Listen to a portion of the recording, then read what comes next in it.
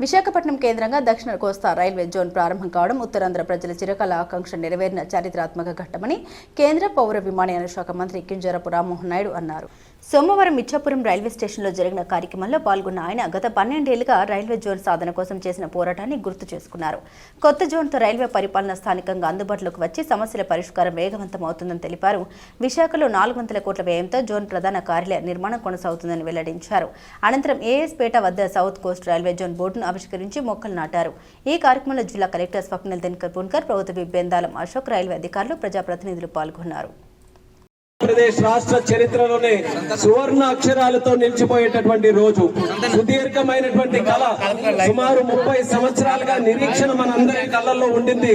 ఎప్పుడు మనకి సరికొత్త రైల్వే జోన్ మన ఆంధ్రప్రదేశ్ లో సాధిస్తామని. దానికి సంబంధించి గత 10 సంవత్సరాలుగా ఒక పార్లమెంట్ సభ్యుడిగా ఉంటూ నేను ఎంతో పోరాటం పార్లమెంట్ లో కూడా దీని గురించి చేయడం జరిగింది. అక్కడ పార్లమెంట్ వేదికగా ఒక 0 అవర్ వచ్చినా, ఒక డిబేట్ జరిగినా, ఒక కేంద్ర మంత్రి రైల్వే మంత్రి కలిసిన ఏ సమావేశం జరిగినా సరే అనుక్షణం కూడా మన ఆంధ్రప్రదేశ్ రాష్ట్రానికి రైల్వే జోన్ కి సంబంధించి అనుక్షణం కూడా నేను పోరాటం చేయడం జరిగింది. మీ అందరికీ కూడా ఒక విషయం కూడా గుర్తుంటుంది. ఆ రోజుల్లో రైల్వే జోన్ సాధన కోసం ఈ ఇచ్చాపురం రైల్వే స్టేషన్ లోనే రాత్రిపూట కూడా దీక్ష చేసి మరీ సాధించాలని ఆ రోజు ఒక కార్యక్రమం కూడా చేపట్టాం. అయితే ఈ రోజు నాకు ఆనందం ఏంటంటే ఒక కేంద్ర మంత్రిగా నేనున్నటువంటి సమయంలో ఆంధ్రప్రదేశ్ రాష్ట్రానికి సరికొత్త railway zone, south coast railway zone సాధించుకోవడం అనేది నాకెంతో గర్వంగా ఉంది, ఆనందంగా ఉందని కూడా మీ అందరితో పాటు పంచుకుంటున్నాను. అయితే రైల్వే జోన్ సాధించినప్పటికీ ఇక్కడ ఉన్నటువంటి ముఖ్యంగా మన ప్రజల్లో ఒక ఆందోళన ఉండింది. ఇది అంతా కూడా పలాస వరకు ఖుర్దా రోడ్ లో ఉన్న ఈ స్టేషన్స్ అన్ని కూడా, ఈ ఖుర్దా రోడ్ స్టేషన్లన్నీ కూడా అట్టే ఉండిపోతే, జోన్ పలాస వరకే పరిమితం అయిపోతే మేము మళ్ళీ అధోగతిలోనే ఉండిపోతామనంటే రైల్వే మంత్రి అశ్విని వైష్ణవ్ గారితో మాట్లాడి ఎట్టి పరిస్థితుల్లో ఇచ్చాపురం వరకు ఈ కొత్త railway zone south coast railway zone లోనే ఉండాలంటే మొన్న ఏప్రిల్ 2వ తేదీన ఒక కొత్త సర్క్యులర్ ఆర్డర్ కూడా రిలీజ్ చేసి ఇచ్చాపురం నుంచి పలాస వరకు ఉన్నటువంటి 7 ప్రధానమైనటువంటి స్టేషన్లు సౌత్ కోస్ట్ విశాఖపట్నంలో డివిజన్ లో కలపడం కూడా ఒక చరిత్ర అనేది సందర్భంగా తెలియజేసుకుంటున్నాను. ఇక్కడ ముఖ్యంగా ఉన్నటువంటి రైల్వే కుటుంబాలు, రైల్వే ఎంప్లాయీస్, వాళ్ళకి దీని తాలూకా ప్రాధాన్యత ఏంటో వాళ్ళకందరికీ కూడా తెలుస్తుంది.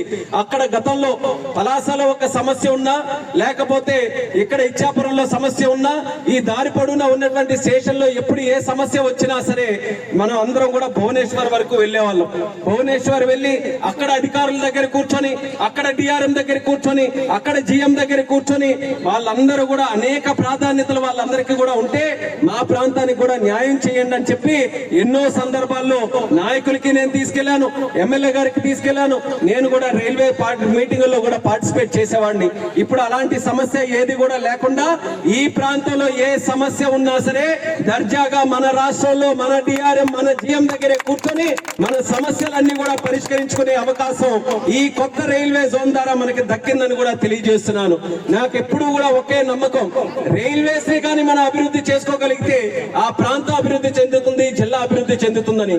ఈ మాట ఎందుకు చెప్తున్నానంటే గతంలో స్వర్గీయ కింజరాపు ఎర్రన్నాయుడు గారు స్టాండింగ్ కమిటీ రైల్వేకి చైర్మన్ గా ఉన్నప్పుడు మన శ్రీకాకుళం జిల్లాలో రైల్వే తాలూకా సమస్యలన్నిటి మీద కూడా దృష్టి పెట్టి ఎంతో కొంత మన దగ్గర అభివృద్ధి జరిగిందనంటే దానికి ప్రధాన కారణం స్వర్గీయ కింజరాపు ఎర్రన్నాయుడు గారు.